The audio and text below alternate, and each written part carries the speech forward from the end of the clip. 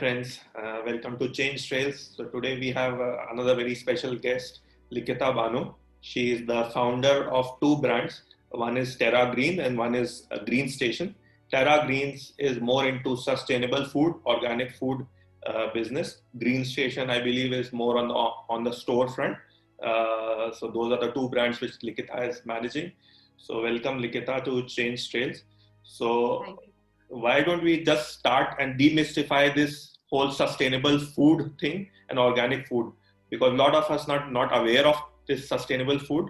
So why don't you elaborate more and explain more on sustainable food? So basically, hi everyone.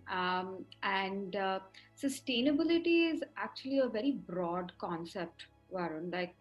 We can define sustainability in the English sense of anything which can be sustained or preserved for a longer period of time.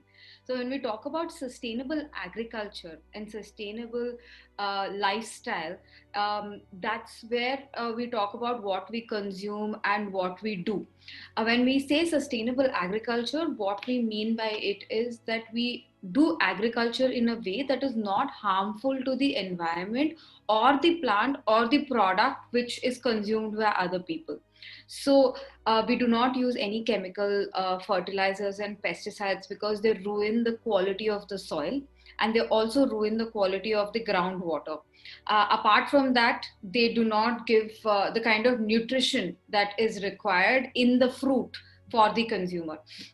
So sustainable agricultural practices are basically for the soil, for the plant, and for the consumer. So when we look at it, it's a very holistic thing, where it is good for the planet, good for the farmer, and also good for the people who eat the produce. When we talk about sustainable lifestyle, is when you make choices, when you consume things, and the choices that you make while consuming things are sustainable. So organic food and organic agriculture is a large part of a sustainable lifestyle. Like using cycles or walking is also a part of a sustainable lifestyle, instead of using fuel or using a car or anything like that. Similarly, organic food is a huge part of it. Again, organic food is defined as when we grow food without using any chemical pesticides or fertilizers in the process. We also do not meddle with the traditional way of growing foods. Yeah. So if I have to give you a very technical sort of explanation, organic agriculture is defined as agricultural practices where you use traditional knowledge coupled with modern techniques and technology. Because we are not like in the caveman age, right, where we don't use technology. We have to use technology, but we have to use it in a way that does not harm the environment or the crop. So we use our knowledge of how pests behave. Like we put in pheromone traps, we put in yellow sticky glue pads, we have mulch sheets to control weed instead of using weedicides. We have a technique called bed forming. So we sow only on a height and not on the ground, so that the pests do not attack the plant directly. We use drip irrigation, which controls weeds again and also conserves water. We use a lot of concoctions, biopesticides and biofertilizers, which use natural extracts, especially from neem, from cow products, and all these things, so that we naturally strengthen the soil, we naturally strengthen the crop, but we don't harm, because we don't do anything in excess or anything unnatural from an external environment. So I think that's how I could, if I have to put it in a very layman sense, describe organic agriculture and what we do. Awesome. I mean, that is very important. So it is not the food is grown in the grocery store, which most of the privileged caste will go and buy and pick stuff. There's a lot of science and stuff which goes in the background, especially from the farmer side: irrigation, fertilizer, pesticide, the transportation, packaging. There's a whole big life cycle which goes behind the scenes, which as a consumer we are not aware. So thanks for explaining that. So when did you get into this, and how did that happen? So what is your journey like? So actually, my mother's been an organic farmer for about 30 years now. She's always passionate about agriculture, and she started farming in our family lands as a hobby. And she started off experimenting. This was back in early 2000s in a 2-acre piece of land, wherein she planted almost like about 60 fruit trees and like everything, paddy, and we had cows and hens and other things, just like a small sustainable farm. And then she moved to large scale agriculture in like 40 acres. When I graduated from college and came back, we had a problem at home because we had like too many carrots, too many brinjals, too many bhindi, too much fresh produce that was coming from the farm, and we couldn't, like, consume all of it. And there was a point of time that my sister and I just went like, this is too much, and our friends and family went like, we can't eat anymore. So then we decided to like start selling. Actually, I both my mom and I are entrepreneurs by chance. I think my mom is definitely more enterprising than me, but I was looking to solve a problem because I didn't want to eat bhindi every day or carrot every day. That was my pain point that I was looking to solve, and I got into it. And I think that being now, it's been about 8.5 years since I've been handling Terra Greens and Green Station, and I have to say that I have grown to be extremely passionate about agriculture and food in general. And I really love what I do, and working with farmers and building the supply chain, building the market. It's been a very fulfilling sort of journey in the last 8 years. But that's how I got in. I didn't plan this. Awesome. I mean, great businesses are generally started this way. So great. So what is Terra Greens like? So can you explain us? Can you tell us what is Terra Greens and what is Green Station? So basically, Terra Greens, we started it in 2013. We started it as a supply chain company. We tied up with a few farmers, and we procured material from them, packed in our facility, and then we started distributing. We started off actually as a small home delivery service in Hyderabad. And I think we were a little bit ahead of time for home delivery, because at that time home delivery wasn't a thing. Like the big baskets of the world didn't exist. So what happened was we got into retail because it wasn't really working out for us, and from there there's been no looking back, because we built Terra Greens to be a retail brand. Today we work with about 12,000 farmers across 5 states, and we source from them. We package at our facility here in Hyderabad, and then we distribute across channels of trade, which is like modern trade, general trade, traditional trade, and organic trade. Our major market footholds are Hyderabad, Bangalore, and Chennai. And we also work a lot on the back end. So we do support other larger companies, both in India and abroad, to build their supply chain. So we have a B2B wing, and we have our own like organic wing. We also do Himalayan pink rock salt in a very big way. So we're one of the largest repackers of Himalayan pink rock salt in whole of South India. Awesome. Awesome. So great. I mean, so you mentioned about the supply chain. So how do you go about identifying that supply chain, picking the right farmers, ensuring that right quality, and you, as what you explained during the intro about sustainable farming. So how do you go about ensuring that the farmers are doing the right stuff and not indulging in something which, as a company, you don't want? So what is the process and what is the logistics behind it? So unlike conventional, I always say this, unlike conventional produce, organic food is highly regulated. Okay. So we have, like every packet of ours holds the certification logos. So we are certified under India Organic and USDA Organic. Now what this means is that we have to show traceability. Traceability in the sense that a packet on the shelf needs to translate to a farm somewhere, and I need to have the paperwork to prove it. If I do not have that, then I do not have the right to have the certification. Unlike, of course, a normal brand, a normal conventional brand, you don't know where the product is coming from, and you do not have any paperwork for that particular produce. So when we are highly regulated like that, when we develop the supply chain in that way, so our warehouses, our processing units, our entire supply chain is built in that way, wherein our warehouses, our processing units, our farmers, everybody is certified. Everybody has gone through an audit, so everybody is certified, and everybody adheres to a certain guideline. And we know where the processing is happening, where the agriculture is happening, who's the farmer. If I really want to go back and see, I can do it. That's the line that we need to maintain. And when people ask me why is organic expensive, it's because of this. Because we need to, make sure there's so many people that are involved in making sure that the entire supply chain is foolproof. Yeah. And every stage we need to certify, we need to audit, and that's where the costs mount. If I have to say honestly, the difference of price at the procurement level probably will be 15 to 20%.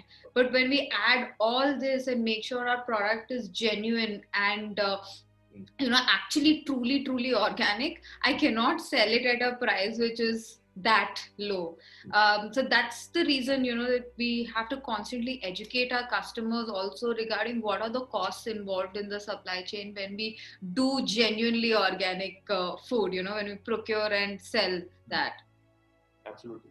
And just to play devil's advocate, Likitha, I mean, a lot of brands, there are some shady brands as well who will put organic in their packaging and try to market it, try to fool us. So, again, coming back to the same point, how as a company, as an established brand, Terragreens goes to ensure that farmers are practicing the right set of rules and regulation? Because you cannot, absolutely, as a company, you cannot go and keep a watch on them. So what is the standard practices which goes behind the scenes, which as a consumer we should be aware of? Checks and balances, Varun. Like I said, considering we are certified, we need to adhere to guidelines. Now, these guidelines, what they tell us is every batch needs to be tested. Okay. A pesticide test report needs to be put in along with the documentation. Okay. We need to have yearly audits. We need to have a certain number of internal audits. Yeah. We need to maintain a farm diary at the farm level. Now, what we mean by a farm diary is we need to maintain record of every input and output. Before let's say I have 1 acre piece of land, okay, and I decide that I want to sow tur dal this season. And so what I need to do is I need to maintain a diary wherein I say in 1 acre I am sowing tur dal. I predict a harvest of, let's say, 1 ton, and my inputs are so and so, and I have to maintain the receipts for those inputs, and my practices are so and so. And tur dal is, let's say, a 60-day crop. Yeah. Or then you have, like, for that 60 days I need to maintain record. Okay. And at the end of it, when I have predicted, let's say, 1 ton out of that piece of land, if I record saying I got 2 tons of dal, the CB is going to ask me, how come you got 2 tons when you predicted 1 ton? And then if I get only 500 kgs, let's say something happened, some pest happened, the CB is going to ask about that also, because that's going to be like a record on my sheet. Now from there, let's say my farmer somewhere has said that I have 1 ton with me. I can only procure 1 ton. Oh, okay. Because there's a transfer certificate mechanism that happens. Now the farmer, let's say, sells 500 kgs to a person X and 500 kgs to a person Y, let's say me. He can give a transfer certificate of 500 kgs to them, 500 kgs to me. I can only sell 500 now. Okay. And from this 500, how many? Let's say I sell 100 kgs to 5 people. Those people can only sell 100 kgs. So the transfer certificate mechanism, which we upload along with TraceNet, which is governed by the Ministry of Commerce under APIDA, we cannot transfer more than what is actually produced. When I say highly regulated, I really mean it is highly regulated. And these are the small checks and balances that our customers do not know about. Correct. So that's why we say that, look for the logos. Look for words like 100% organic. 100% organic can only be used if you have paperwork. Otherwise, if you say natural, there are these words that are used on natural, pesticide free, safe produce. These are unregulated words. Regulated words are organic, 100% organic. So these are regulated words. So the customer also needs to be constantly aware and educated about these things, wherein, I'm also responsible, right? I also need to answer to the authorities. I also need to answer to like a lot of people. So I'm not going to mess up.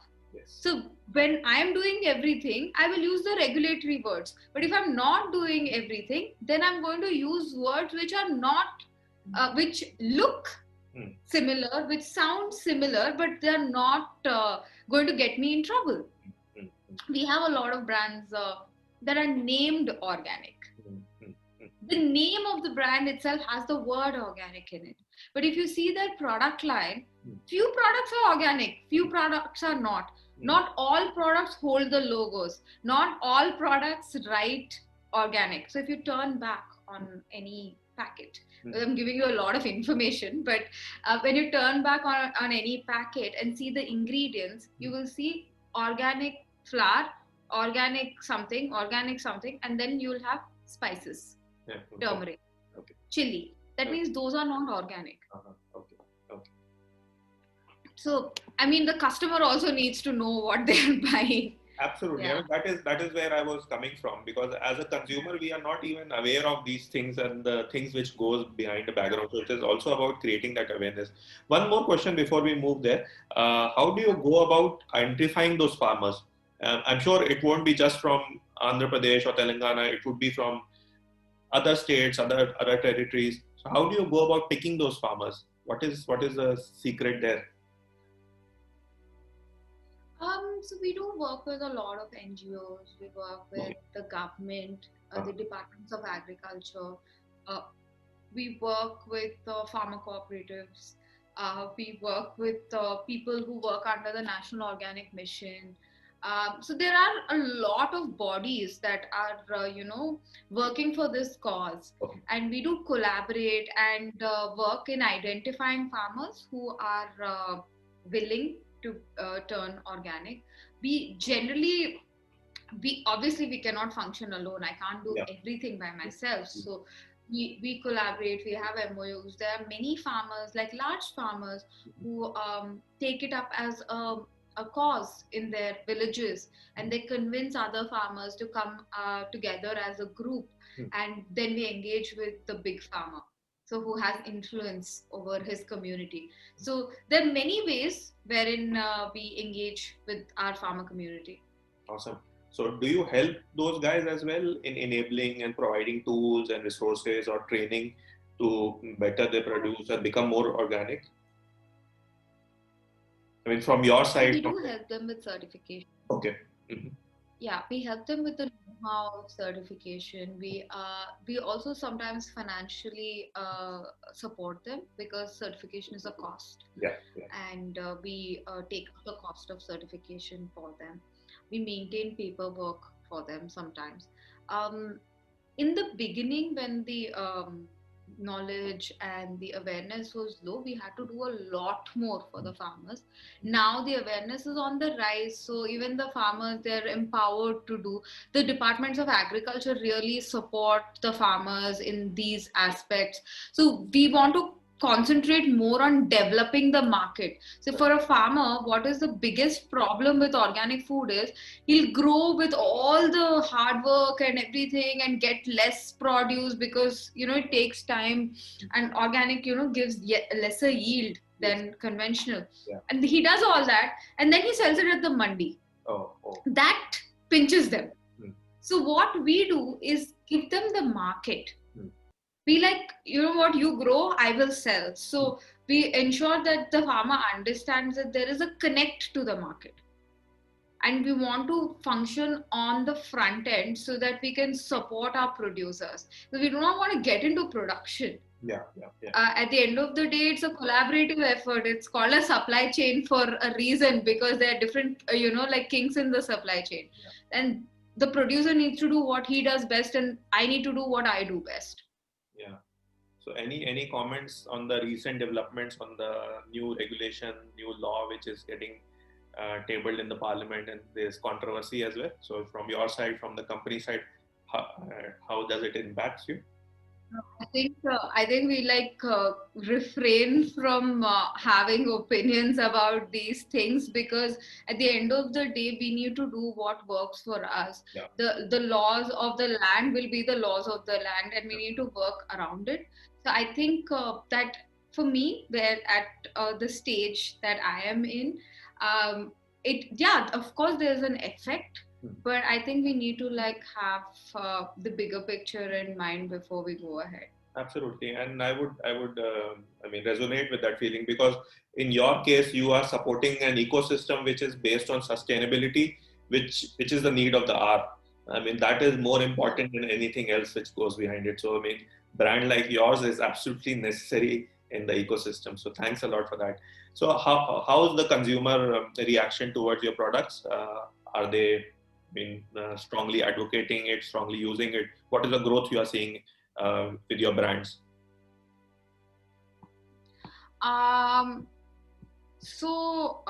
Basically, the consumer from 2013 to now has evolved immensely. The needs of the consumer have evolved. The questions have evolved.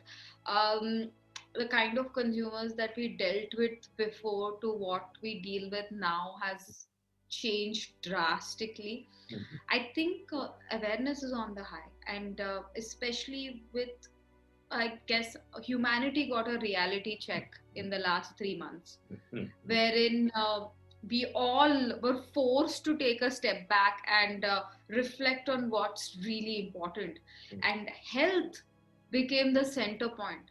I think for almost the last 10-15 years, wealth was the center point, or like fame was the center point, or we were all running so much.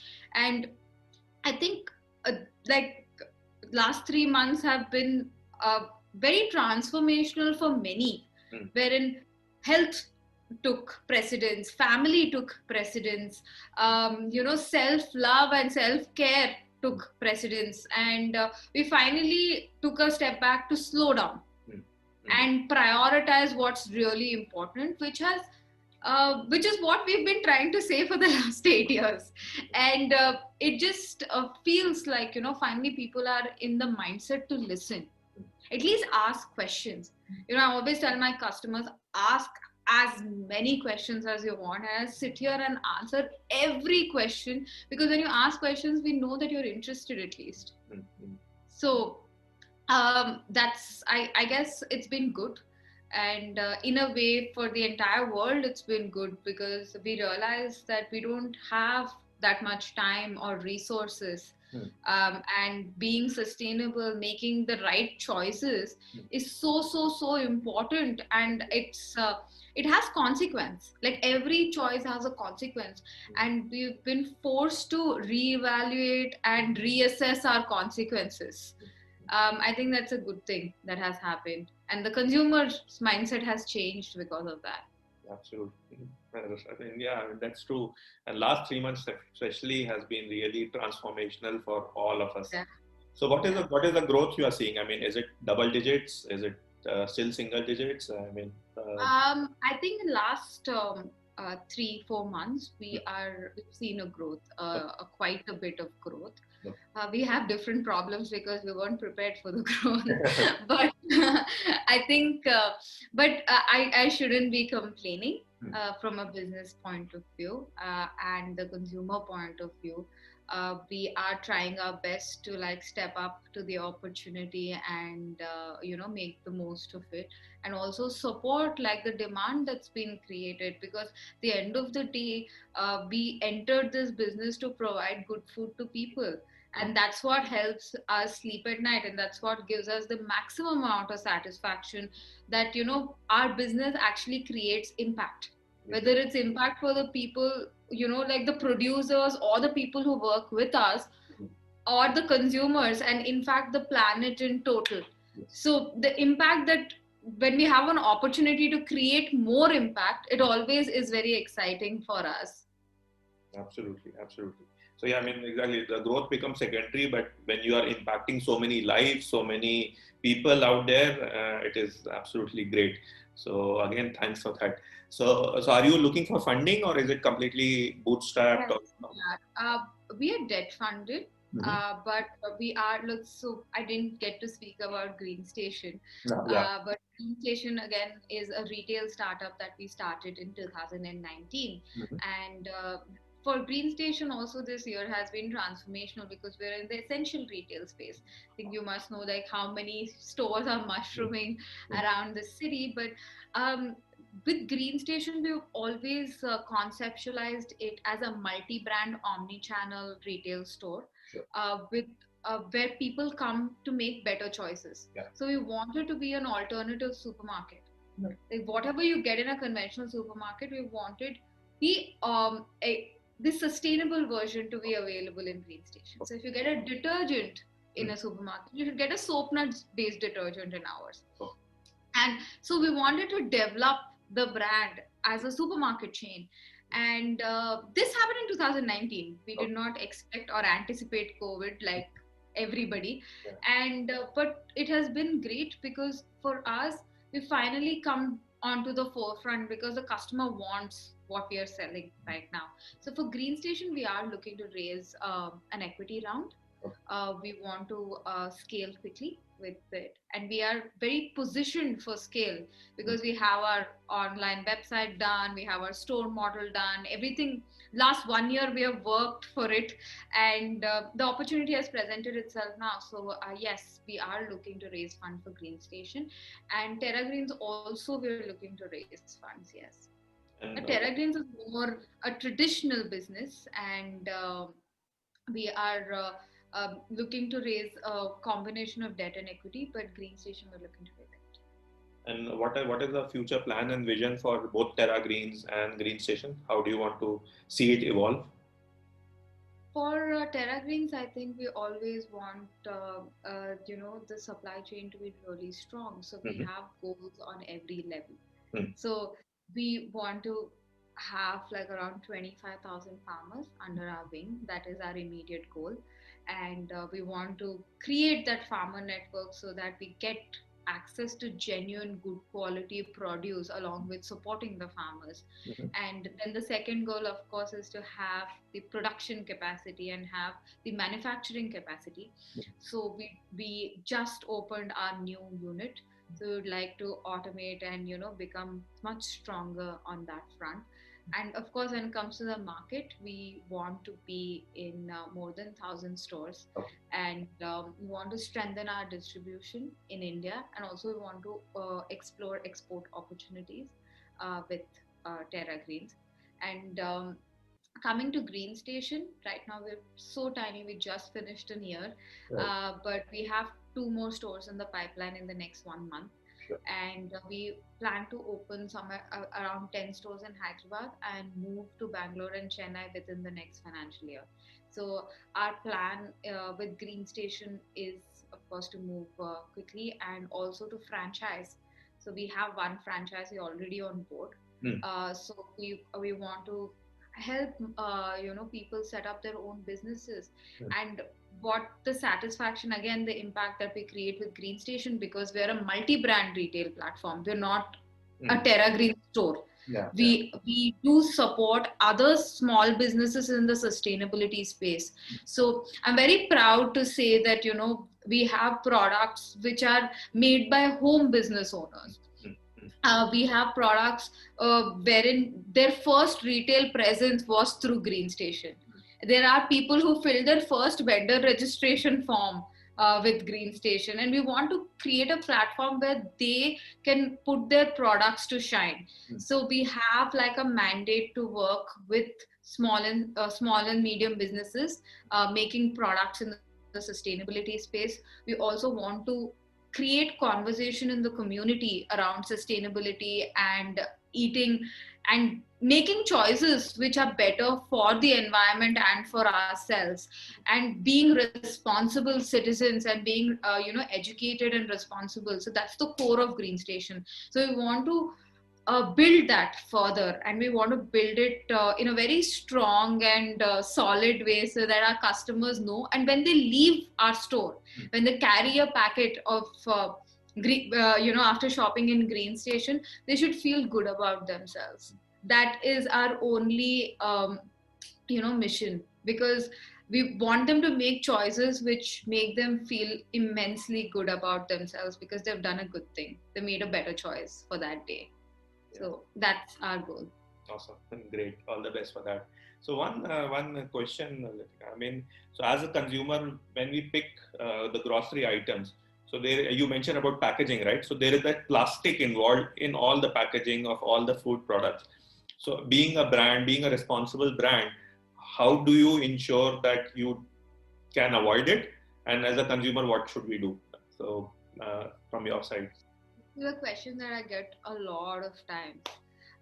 And they say that you're selling organic food, but you're using plastic packaging. How is that sustainable?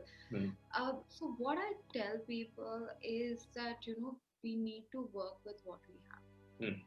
Technology hasn't caught up yet that we create sustainable packaging. Yes, there's paper. Yes, there is packaging made out of corn, which looks like plastic. But everything has its own demerits. demerit. I really like ID, one brand that I really look up to. They put it up on their packaging. They said, we would love to use sustainable packaging, but technology does not provide us at the scale that we do.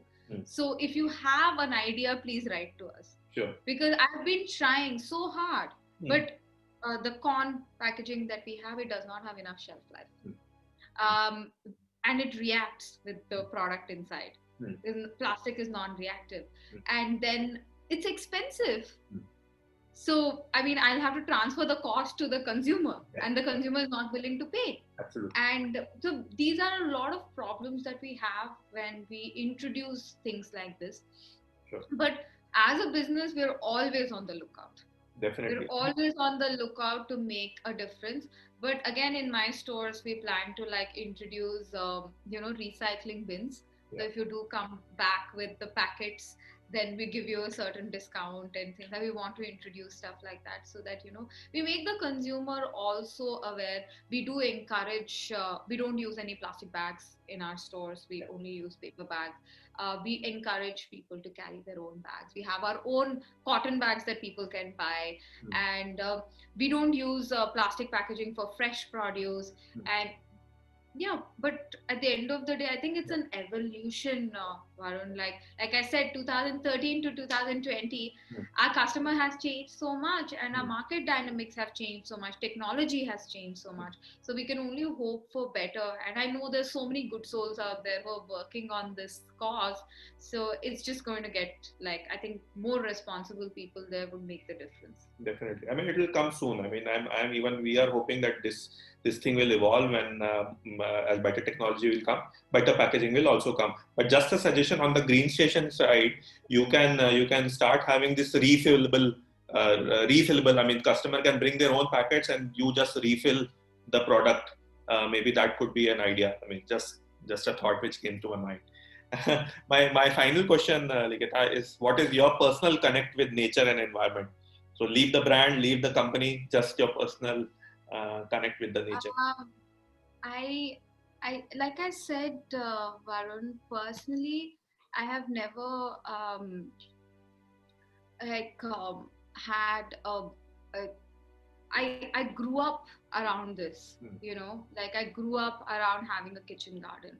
I grew up around sustainability, and I grew up in Assam, which is a more rural setup than a normal urban area. And I've like my weekends were like going fishing or like tree climbing. That's how I grew up, and I absolutely felt so connected to nature. And like elephant back rides were a normal thing for us. And I think that affects how I perceive my personality today, because when I see what I have built, and like I said, my satisfaction comes from the point that we provide good food to people. And when I can extend what we experience as a family, thanks to my mother's passion for this, to a lot more people, and the impact that is generated for a lot more people who might not have had the kind of experiences that I do, it gives me the most satisfaction. Because I think this is the way forward. If we don't reflect on what our choices mean to not only to us but for the environment and other people and everybody else out there, then I guess humanity needs to again rethink. A pandemic needs to come about. But yeah, personally, that's what I feel. I was never a food person or anything. I was just a normal teenager. I started all this when I was 22. I was fairly young and naive. But like I said, as I grew up and I've worked with so many amazing people around, over the years, so many passionate people, like the people who worked with us, that it's given me so much more perspective. And I think I'm a better person today, and I make better choices today than I did when I was younger. Thank you so much. I mean, we need people like you in the industry, and thanks so much. Thanks a lot. Thank you. I hope I'm making at least a small contribution to making the world a better place. Absolutely, absolutely. It was a pleasure, delight talking to you, Likitha. Thank you so much. Thank you, Varun. Thank you.